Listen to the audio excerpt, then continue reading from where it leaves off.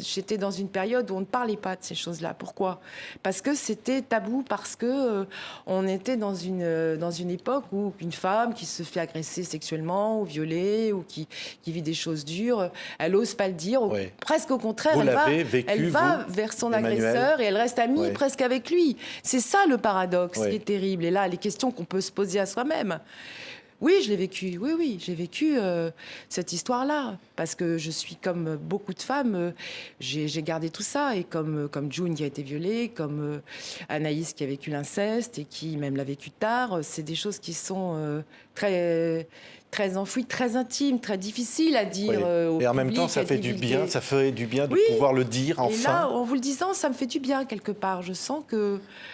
Oui, oui, je ne suis pas juste Emmanuelle de Boisson, la fille parfaite, il y a aussi dans ma vie des moments qui ont Oui. été Et l'auteur des douloureux avec faits a les été hommes. puni?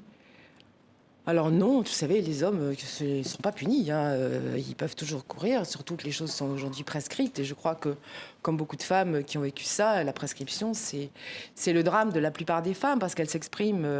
Là, il y a un roman aussi qui est sorti à la rentrée. Il y aura un livre qui va parler de cette affaire, d'une affaire dont beaucoup de gens ont parlé, qui va sortir. C'est-à-dire? Bah, il y a eu, voilà, il y a eu beaucoup d'affaires de... Il y a une série de prédateurs qu'on connaît, quoi, que vous connaissez très bien.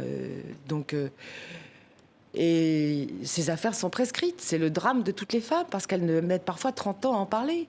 30 ans à enfin accepter que, voilà, il y a eu un moment dans leur vie, une scène terrible qui les a répugnantes, dégueulasses, dont elles ont pas...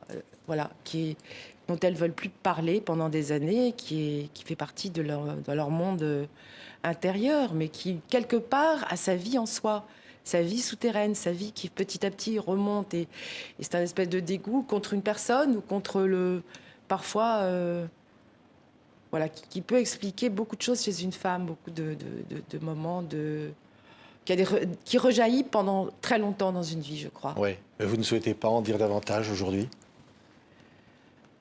C'est difficile, je pourrais en parler, mais en même temps, je ne veux pas non plus qu'on me taxe de... Parce que le problème, c'est que très souvent, comme beaucoup de femmes, moi j'étais en relation avec cet agresseur, même ami, qui m'a aidée, qui m'a invitée, qui m'a soutenue. Donc ça, c'est très difficile. Alors je sais que beaucoup de gens me poussent à le dire. On me demande de le faire. Pour moi, c'est... On vous demande de révéler son nom. On me par demande exemple. de révéler Oui. son nom, très souvent. J'ai beaucoup de pression autour de moi. Alors on me dit non, pas au moment de la promotion d'un livre. Voilà. Non, ça se fait pas, c'est sûr, parce qu'il ne faut pas tout mélanger. Et que tu t'occupes de June actuellement, et cette affaire-là, de ce côté, n'empêche que ça a existé. Et de toute façon, vous allez en entendre parler très vite, parce que vous avez un livre qui sort d'une jeune femme que j'ai eu au téléphone, qui va tout révéler, et ça sort demain. Donc, qui s'appelle Hélène, et qui vous racontera tout ce qui s'est passé. Oui. Vous allez la voir, ça va faire un peu le buzz. Ça va faire le buzz, et donc voilà, on fait partie voilà. Combien, je ne sais pas, de femmes il y a eu, mais il y en a eu beaucoup. Merci, Emmanuelle de Boisson. C'est votre parole, et votre parole est libre. Il n'y a que vous qui puissiez décider de ce que vous souhaitez dire ou pas. Et votre liberté est totale.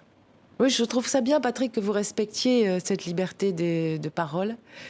Je trouve ça bien que vous ne soyez pas à pousser. Je sais que voilà, vous êtes sensible à ce genre n'est-ce pas, ce genre au respect des femmes, qu'elles ne subissent pas des agressions, à leur souffrance, c'est surtout ça. Parce que c'est une souffrance dont on n'a pas envie de parler. C'est d'abord ça. C'est une chose qui vous... Je sais que vous êtes sensible à ça, que vous êtes très respectueux.